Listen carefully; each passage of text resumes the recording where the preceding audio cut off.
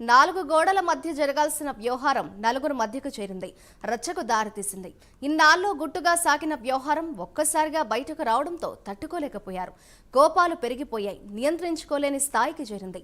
చివరకు రాత్రి వేళ భార్య వాణి కూతురుపై దాడికి ప్రయత్నించాడు ఎమ్మెల్సీ దువ్వాడ శ్రీనివాస్. పోలీసులు అడ్డుకోవడంతో వాణి ఆమె కూతురు సేఫ్గా ఉన్నారు.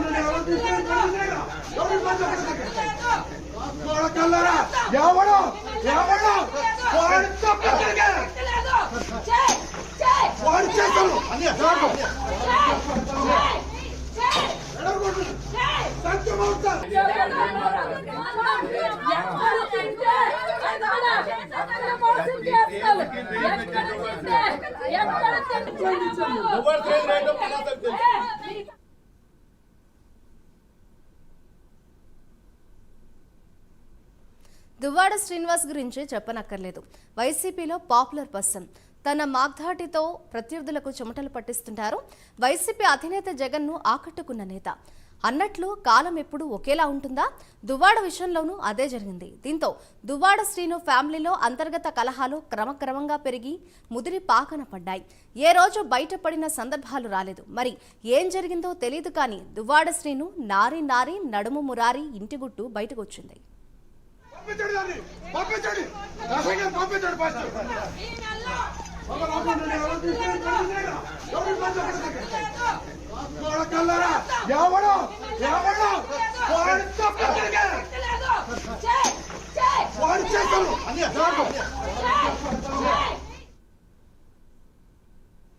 శుక్రవారం రాత్రి 11 గంటల సమయంలో దువ్వాడ శ్రీను ప్రత్యేకంగా ఉన్న ఇంటికి వెళ్లారు భార్య వాణి, కూతురు హైందవి. తల్లి కూతురు అక్కడికి వచ్చిన విషయం దువ్వాడ శ్రీను ఆయన సోదరుడికి తెలిసింది. అనుచరులు, పోలీసులు అక్కడికి చేరుకున్నారు. దువ్వాడ శ్రీనివాస్ వస్తూ పరుష పదజాలంతో విరుచుకుపడ్డారు. తిట్ల దండకంతో బూతు పురాణం మొదలుపెట్టారు.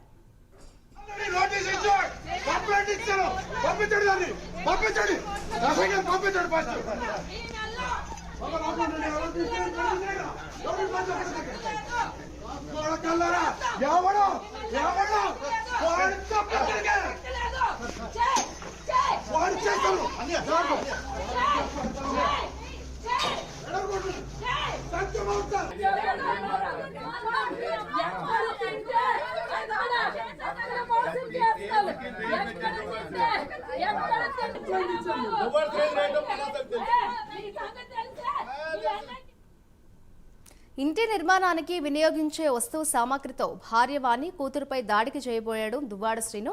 అయితే పోలీసులు ఆమెకు వలయంగా మారారు. దువ్వాడ శ్రీనును పోలీసులు అడ్డుకున్నారు. ఈ క్రమంలో ఒకరిపై మరొకరు తీవ్రమైన ఆరోపణలు చేసుకున్నారు. పరిస్థితి ఉద్రిక్తంగా మారింది. చివరకు భార్య వాణి, కూతురు హైందవి బైఠాయించారు. పోలీసులు కన్విన్స్ చేయడంతో పరిస్థితి కాస్త కూలైంది.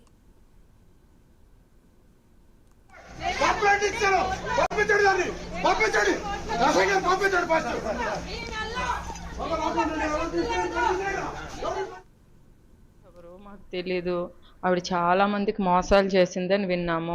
చాలా ఫ్యామిలీస్ని కూడా డిస్టర్బ్ చేసిందనేది మీరు నాకు ఇంటర్వ్యూ అడగొచ్చు, చేయొచ్చు. మీరు స్థానికులే, మీకు నాకన్నా బాగా లేడీ కోసం తెలిసిన వ్యక్తులే. చాలామంది జీవితాలతో ఆడుకుంది, చాలామంది కుటుంబాలను కూడా స్పాయిల్ చేసింది, చాలామంది పిల్లలకి కోలాటమని పేరుతో కూడా ట్రాప్ చేసింది అనే విషయాలు కూడా అందరికీ తెలిసినవే. అవన్నీ మనకు నా లైఫే ఎగ్జాంపుల్. ప్రూఫ్గా చెప్పుకోవాలంటే మా ఇంట్లోనే ఆవిడ ఎవరో సంబంధం లేని వ్యక్తి వచ్చి నేనేదో ఆవిడికి మహిళా కన్వీనియర్, మహిళా అధ్యక్షురాలు ఇచ్చానని చెప్పుకొని ఆ లేనిపోని రూమర్స్ నేనే పరిచయాలు చేసిన ఆవిడెవరో నాకు తెలీదు. ఇలాగా నాకు చిన్నప్పటి నుండి మహిళలు రావడము, లేకపోతే పొలిటికల్గా చాలామంది మనుషులు రావడం, రకరకాల అబ్బాయిలు, అమ్మాయిలు అందరూ మన ఇళ్ళకి వస్తారు. ఎవరినైనా మనం గౌరవించాలి. మనం రాజకీయ కుటుంబం నుండి వచ్చే మనకు అన్ని మంచి చెడులు తెలుసు కాబట్టి ఆ రకంగా గౌరవిస్తాం. కానీ ఈ రకంగా ఎవరు ట్రాప్ చేయడానికి మనకు వచ్చారు అనేది అంత గబుక్కున ఆలోచించాం కదా. అదే ఆశ్చర్యం అండి, చాలా ఆశ్చర్యం. మా ఫ్యామిలీ ఎంత డిస్టర్బ్ అయిపోయింది ఏంటా అనేది నాకే ఆశ్చర్యం. ఒక వైఫ్‌గా నేను చెప్తాను కదా! ఇల్లీగల్ అఫైర్స్ ఉన్నాయంటే, ఉన్నాయని ఏ భార్య ఒకరోజు దొరకకపోతే ఇంకొక రోజు దొరకకపోతే, మాకు ఇలాగ అనుమానాలున్నాయి, ఇలా జరిగాయండి గతంలో కూడా అని ఏ వైఫ్ అయినా చెప్తారు. నాకు ఆశ్చర్యం. నేనెప్పుడు చూడలేదు. ఇప్పుడు ఆయనేంటో టీవీల్లోన, దీంట్లోన, న్యూసుల్లోన చెప్తే నాకు తెలుసు. నాకు ఇలాంటి అఫైర్స్ ఉన్నాయని నాకు తెలుసు అంటుంది.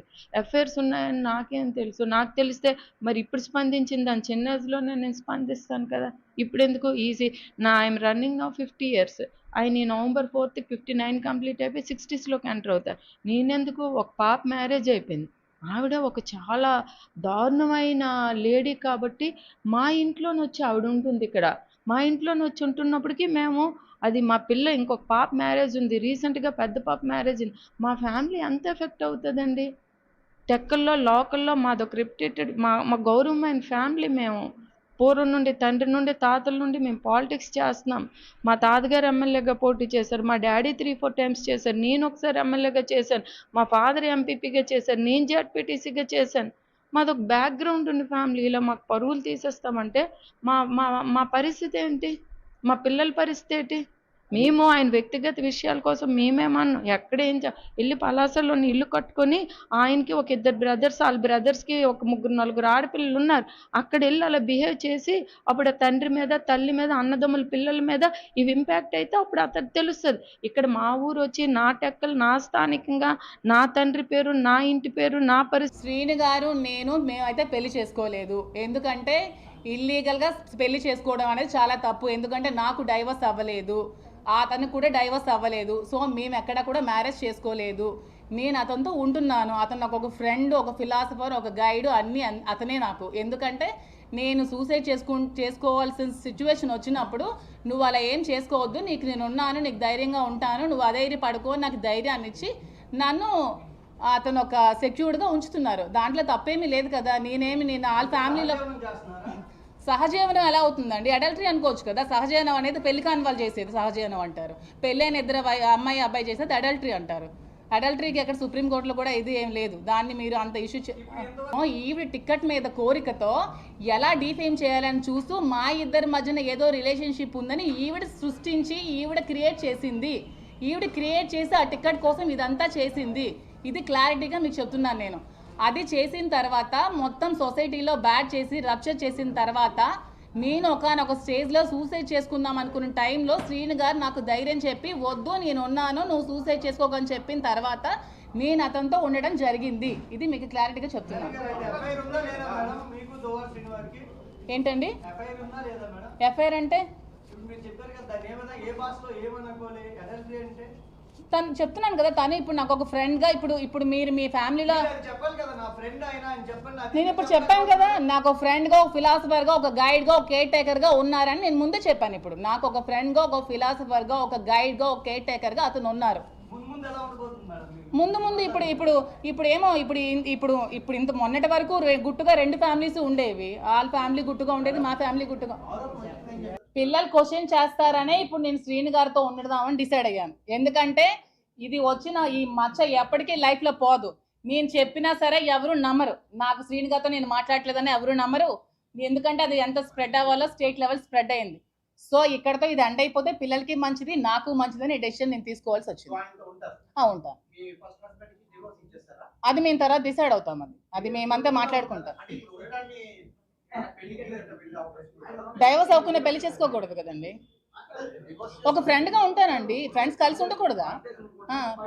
మీకు అమ్మాయిలు ఎవరు ఫ్రెండ్స్ లేరా? ఉంటాం కదా. మీతో ట్రిప్స్కి రారా? మీరు ఎప్పుడు గర్ల్ ఫ్రెండ్స్ మీరు ట్రిప్స్కి ఎక్కడికి వెళ్ళలేదా? కలిసి ఉన్నంత మాత్రాన ఏదో కోరికలు ఉండిపోయినట్టే అండి. ఇంకేం ఉండవా? కష్ట సుఖాలు ఏమి ఉండవా? ఇప్పుడు మీరు ఏమీ లేకుండా ఉన్నారనుకో, ఇప్పుడు చూడు అలా కాదు.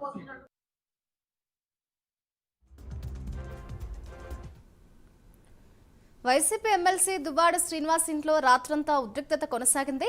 పెద్ద కుమార్తె హైందవితో కలిసి దువ్వాడ శ్రీనివాస్ నూతనంగా నిర్మించిన ఇంటికి ఆయన సతీమణి దువ్వాడ వాణి వచ్చారు. ఇంటి గేట్లను బలవంతంగా తెరిచి వాణి హైందవిలు లోనికి ప్రవేశించారు. బయట నుంచి వచ్చిన శ్రీనివాస్ ఒక్కసారిగా భార్య కూతుర్ని చూసి చిందులు తొక్కారు. భార్య కూతుర్ని చంపేస్తాను అంటూ గ్రానైట్ రాయి పట్టుకుని వారిపై దూసుకెళ్లారు. పోలీసులు ఆయనని అదుపు చేశారు. ఈ క్రమంలోనే భార్య కూతురితో దువ్వాడ వాగ్వాదానికి దిగారు. తమకు న్యాయం జరిగే వరకు అక్కడి నుంచి కదలబోమని ఇంటి లోపల వాణి హైందవిలు బైఠాయించారు.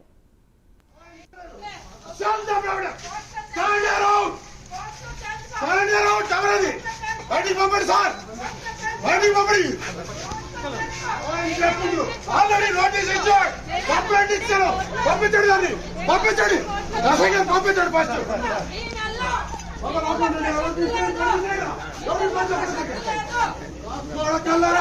ఎవడో ఎవడో వాడు చేస్తాను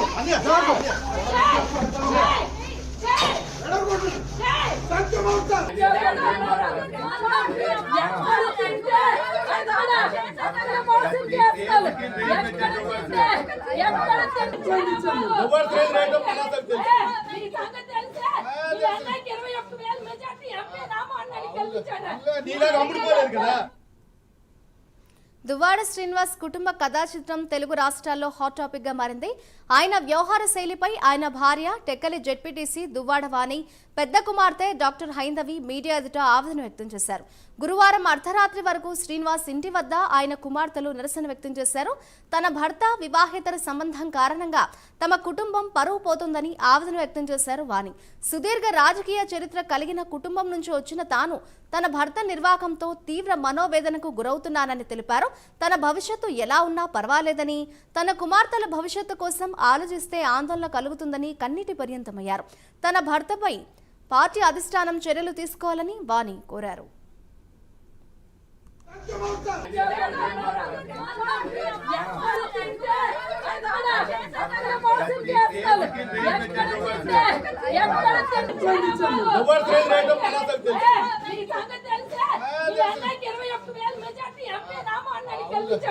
నీలాగా అమ్ముడుపోలేదు కదా, నీలాగా అమ్ముడుపోలేదు కదా, నీలాగా మీరు తెలియదు అలా అమ్ముడుపోయారు కదా. నేను ఎప్పుడు ఒకటే క్వాలిటీ పలాసా మా ఫేవరెట్ అని తెలుసు.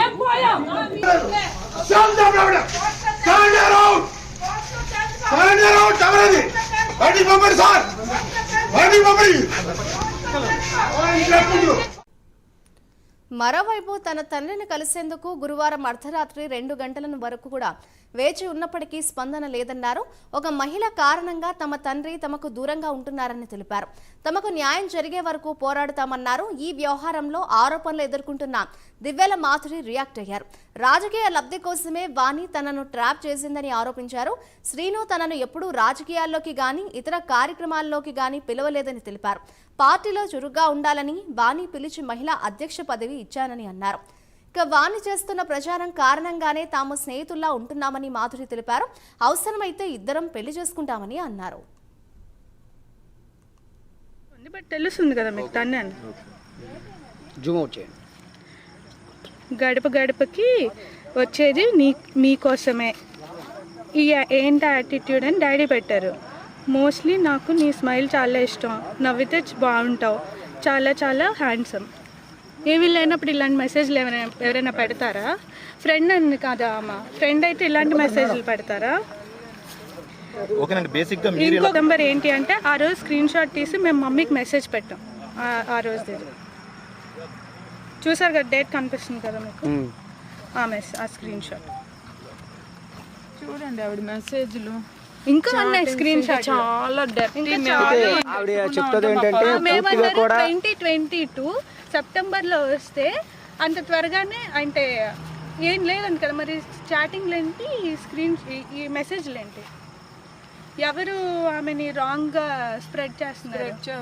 అయితే ఆవిడ ప్రెస్ మీట్లో అయితే అవే సంభాషణలు చెప్పారు. ఆవిడ మీడియా మిత్రులు అడిగిన క్వశ్చన్లకు కూడా సమాధానం ఏం చెప్పారంటే, నాకు పూర్తి స్థాయిలో అసలు రాజకీయంలోకి తీసుకొచ్చింది ఇద్దరు భార్యాభర్తలు. తీసుకొచ్చినప్పుడు ఏ ఫోటో పెడుతుంది తెలుసా? ఆవిడ ఒక డ్యాన్స్ వేసింది శ్రీని గారు పుట్టినరోజుకి. మీరందరూ మీకు తెలుసు, ఆ పుట్టినరోజుకి డ్యాన్స్ వేసిన వాళ్ళందరికీ మనం సన్మానం చేసాం. ఆ సన్మానం ఫోటో పెట్టి మేము కొండపై వేసామని చెప్తుంటే ఏంటి అబద్ధాలు, ఏంటి చెత్త మాటలు. డీపీ ఇక వాణి కుమార్తెలు శుక్రవారం రాత్రి నేరుగా అక్కవరంలో ఉన్న శ్రీను ఇంటి వద్దకు తాడో పేడో తేల్చుకునేందుకు వెళ్లారు. గేటు తొలగించుకొని తన భర్త నివసిస్తున్న ఇంట్లోకి ప్రవేశించారు. అప్పటికే పోలీసు బలగాలు దువ్వాడ శ్రీనివాస్తో పాటు ఆయన సోదరులు అనుచరులు అక్కడికి చేరుకున్నారు. ఇక్కడి నుంచి వెళ్లిపోవాలని వాణికి వార్నింగ్ ఇచ్చారు.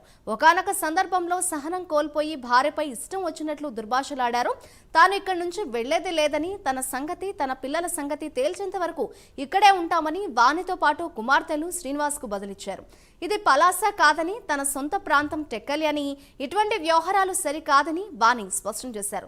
పరిస్థితి ఉద్రిక్తంగా మారడంతో పోలీసులు కలగజేసుకుని ఆమెని నిలువరించారు. శ్రీనివాస్ ఇంట్లోకి వెళ్లిపోయినా వాణితో పాటు కుమార్తెలు అక్కడే ఉన్నారు. తమకు న్యాయం జరిగే వరకు ఇక్కడి నుంచి వెళ్లేది లేదని వారు స్పష్టం చేశారు.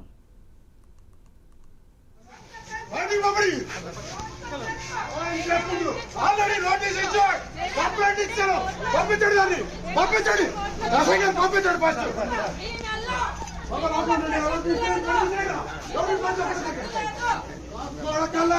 ఎవడో దువ్వాడ శ్రీనివాస్ ఇంటి వ్యవహారం రాష్ట్ర వ్యాప్తంగా హాట్ టాపిక్ గా మారింది. ఇదే అంశంపై మరింత సమాచారాన్ని మా ప్రతినిధి గిరీశ్వర్ అందిస్తారు. గిరీశ్వర్, చెప్పండి, నిన్న గురువారం అర్ధరాత్రి చూస్తే ఒక హై డ్రామానే తలపించిందని చెప్పుకోవచ్చు. ఓవరాల్ గా ప్రస్తుత సిచ్యువేషన్ ఏ విధంగా ఉంది అని అనుకోవచ్చు అంటారు?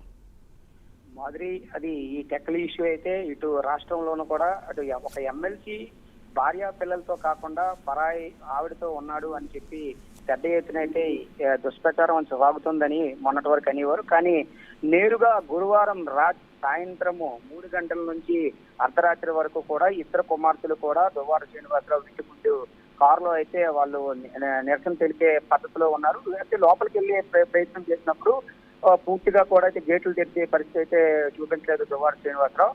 అయితే అది కట్టేసి ఒక్క రోజు కూడా గడవకముందే నిన్నను వెంటనే ఎవరైతే ఆరోపణలు ఎదుర్కొంటున్న మాధురి అనే ఆవిడ ప్రెస్ మీట్ పెట్టడం, ప్రెస్ మీట్ లో ఆవిడ చాలా విషయాలు అనేవి బయటకు చెప్పడం జరిగింది. ఆ చెప్పడంతో దువ్వాడ వాణియే రంగంలోకి దిగి నిన్న రాత్రి 9 గంటల నుంచి అర్ధరాత్రి వరకు కూడాను అక్కడ ఆవిడ గొడవ పెట్టడం జరిగింది. అయితే దువ్వాడ వాణి అసలు సహనం కోల్పోయి పూర్తిగా కూడా గేట్లని కట్ చేసి బద్దలు కొట్టుకుని లోపలికి అయితే వెళ్ళారని మనం కూడా చెప్పుకోవచ్చు. దువ్వాడ వాణి పెద్ద కూతురు హైందవి ఇద్దరు కూడా లోపలికి వెళ్ళారు. లోపలికి వెళ్ళేటప్పుడు దువ్వాడ శ్రీనివాసరావు పలాసలో ఉంటున్న తన సోదరుడిని పట్టుకుని కొంత వాళ్ళ వర్గాన్ని పట్టుకుని అయితే వచ్చి ఆవిడ పైన ఒక కర్ర లాంటి ఒక ఆయుధంతో దాడి చేయాలని చూస్తే అక్కడ పోలీసులు అయితే రంగప్రవేశం చేసి అడ్డుకున్నారని కూడా మనం విజువల్స్ లో అయితే కనబడుతుంది. అయితే పూర్తిగా అయితే దువ్వాడ శ్రీనివాసరావు కూడా పూర్తిగా సహనం అయితే కోల్పోతున్నారని కూడా మనకు తెలుస్తుంది. భార్య పిల్లలని కూడా చూడకుండా ఎప్పుడు ఆయన ప్రెస్ మీట్లో ఎలాగైతే పరుష పదజాలాలతో మాట్లాడతారో అలాగే భార్య పిల్లల పైన కూడా పరుష పదజాలాలు వాడుతూ వారు నాకు అవసరం లేదు, వారితో నేను అసలు వారు నాకు ఇక్కడ ఉండకూడదని అంటారు. అయితే ఇక్కడ వాణి కూడా వాళ్ళ అన్నదమ్ముడితో కూడా వాదించారు. ఇది పలాస కాదు, ఇది టెక్కలి, ఇది నా ఊరు, నా ఊరికి అసలు మీ అన్నదమ్ముని తీసుకొచ్చి ఈ స్థాయికి నేను తీసుకొచ్చానని కూడా ఆవిడైతే రాత్రి అయితే వాదించారు. అయితే ఇప్పటికి కూడా వాళ్ళ ఇంటి దగ్గరే ఉన్నారని కూడా మనకి సమాచారం. మాదిరి. Thank you Gireeshwar.